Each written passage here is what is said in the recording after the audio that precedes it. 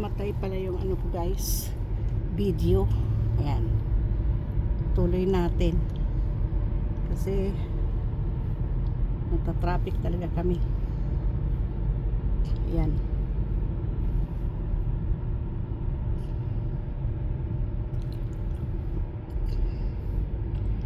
traffic na traffic.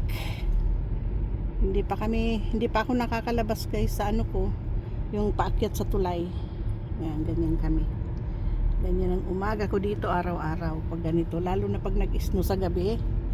Ganito guys, sinusundan namin yung naglilinis, kaya usad pagong.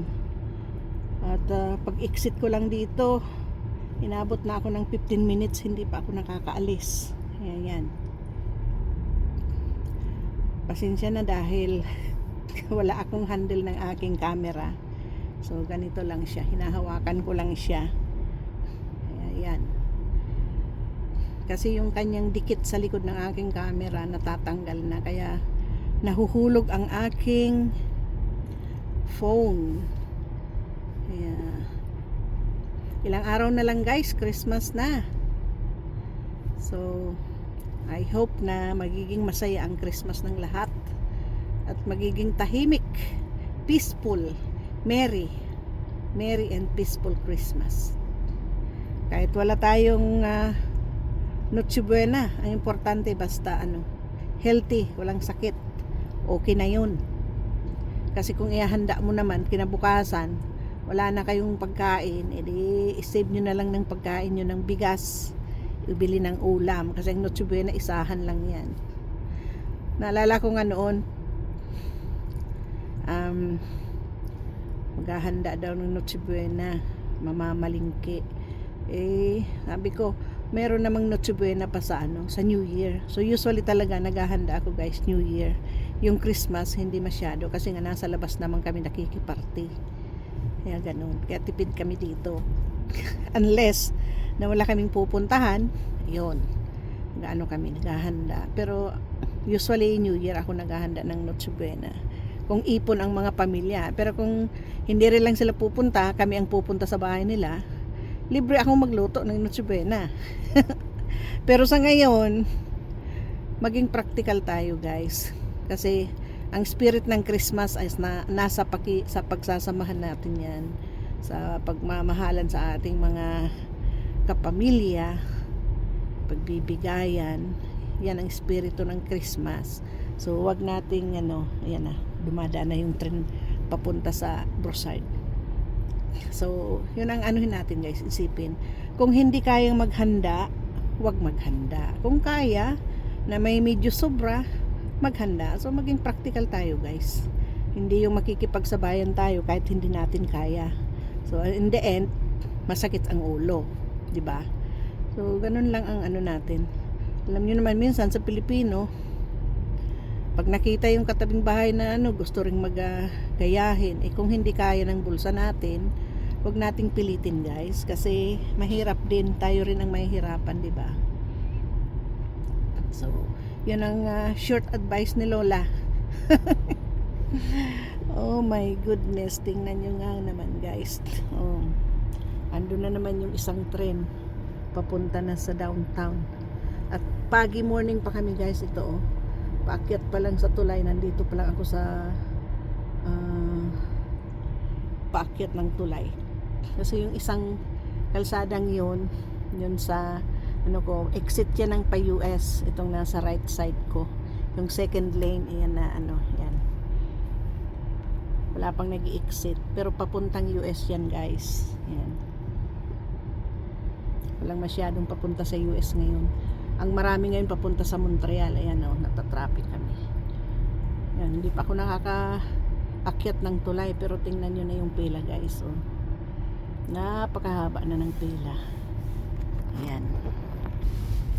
So yun guys, sa kabilang yan ang galing sa US. Yan, magme-merge dito sa aming kalsada. Ayan makikita nyo yan papasok sila at magme-merge sa amin. Ayan, nako,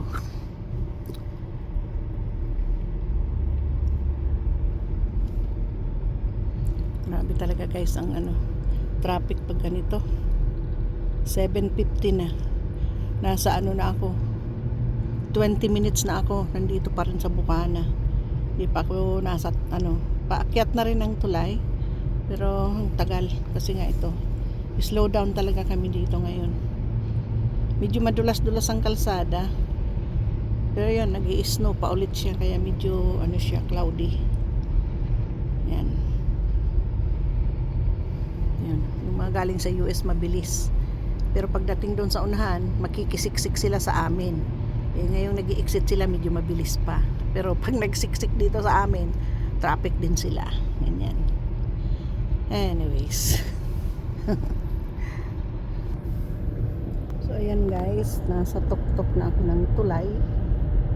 Malapit na sa tuktok. Ayan.